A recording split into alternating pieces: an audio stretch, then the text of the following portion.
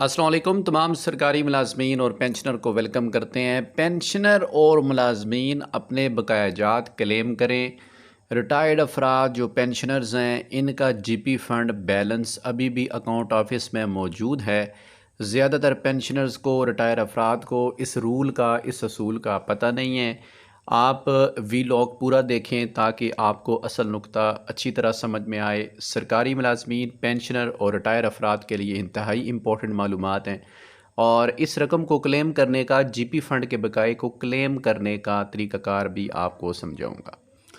तो जनाब, मामला ये है कि सरकारी मुलाजमीन जब रिटायर होते हैं, रिटायरमेंट उन्होंने लेनी होती है और रिटायरमेंट जब अप्लाई करते हैं तो उनके तमाम बेनिफिट्स जिसमें पेंशन, कम्यूटेशन और जीपी फ़ंड, लीव इनकैशमेंट भी होती है, कभी एलपीआर ले लेते हैं, लेकिन जीपी फ़ंड जो है ये कि बेसिकली एम्प्लॉय का अपना पैसा होता है जो कि उसने दौरान सर्विस कटौती करवाई होती है।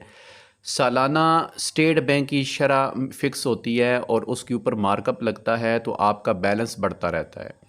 सरकारी मुलाजमीन जब रिटायर होते हैं तो वो जितनी रकम मौजूद होती है अकाउंट ऑफिस के अंदर, उनके अकाउंट में मौजूद होती है, जो उनकी सैलरी स्लिप के ऊपर और लास्ट जो पे स्लिप होती है उसके ऊपर भी उसका अंदराज होता है। वो सारी रकम जो है वो जीपी फ़ंड की निकलवा लेते हैं और वो ये समझते हैं कि उन्होंने अपनी सारी रकम ले ली है। असल में कुछ महीनों का, कुछ पीरियड का जो जीपी फ़ंड है वो फिर भी बकाया रहता है और लोगों को इल्म नहीं होता। उसके लिए सेकंड टाइम अप्लाई करना पड़ता है, दूसरी बार एप्लीकेशन देना पड़ती है।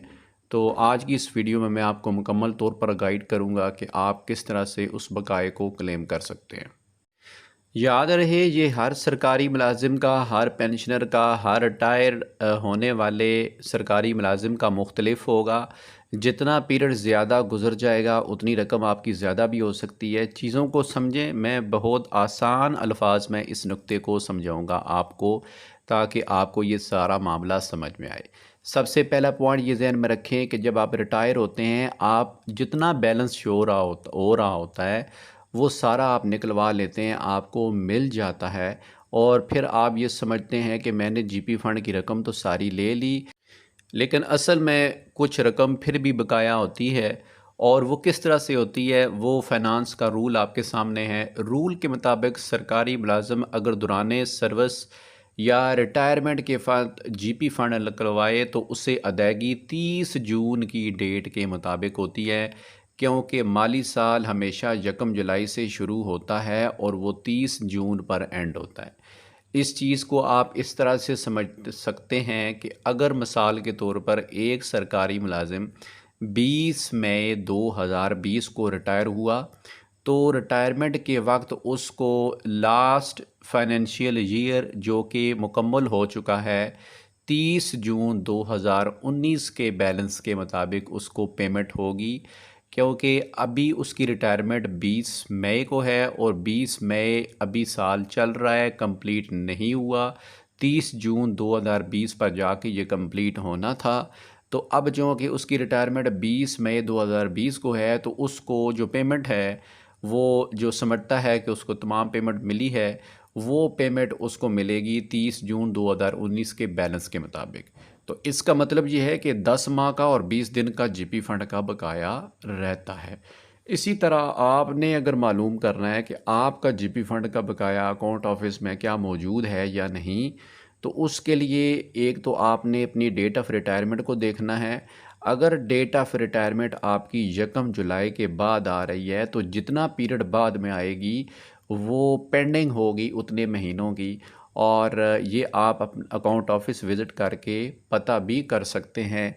आप वहाँ पर जाके अपना जो पर्सनल नंबर है वो बताएंगे कंप्यूटर सेक्शन में, तो वो आपको इन्फॉर्मेशन दे भी देंगे।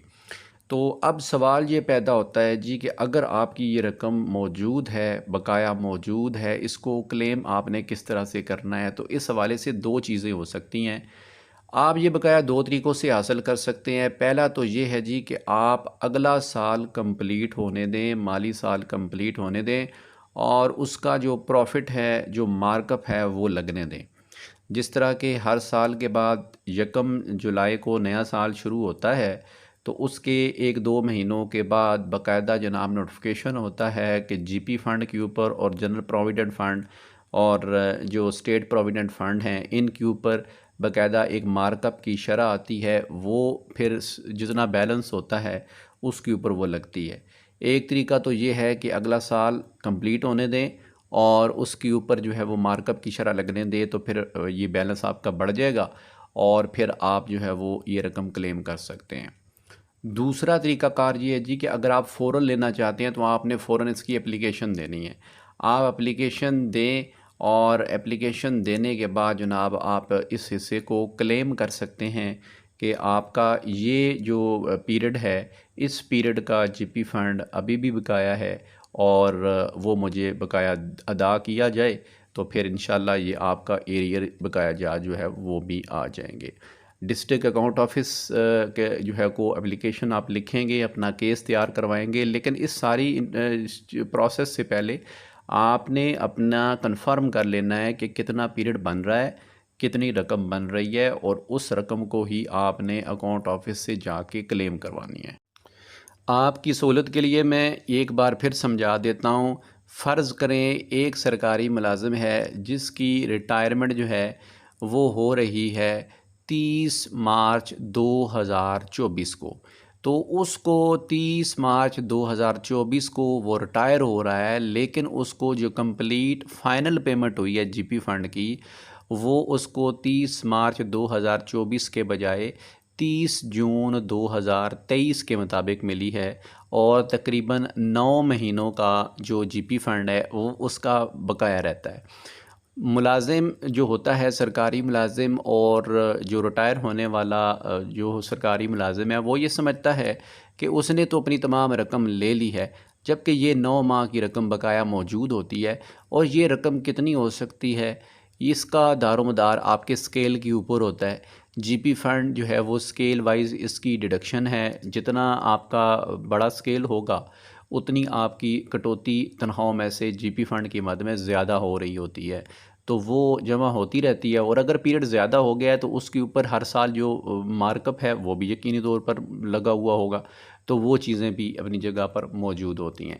تو کیس تیار کرنے سے پہلے آپ یہ کنفرم کر لیں کہ آپ کی ڈیٹ آف ریٹائرمنٹ کیا ہے، کتنے مہینے اوپر ہیں، کتنے ڈیز اوپر ہیں، اور پھر اس کو کیلکولیٹ کریں۔ پھر اس کے بعد جو مارک اپ لگتا ہے وہ یقینی طور پر اس رقم کے اوپر موجود ہوگا،